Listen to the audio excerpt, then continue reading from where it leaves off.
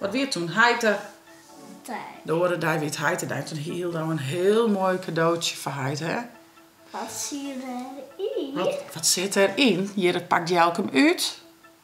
En wat weer het? Pak hem op maar. Nee, ik kan hem maar pakken. Pak hem maar. Nou, ja, zaken breng direct in naar Jelke. Jelke vond het wel heel leuk. Ze die verschillende zaken hier echt iets gepersonaliseerd. En shit, dus oh, nou net zien. Oh, sorry. Ik wacht je weer. 1, 2. Dat is mijn heid is een... Oh, mijn heid is een spetter. Zo mooi. En wat is zaken? Een sleutel. Een sleutelhanger. Maar hij heeft zijn logo.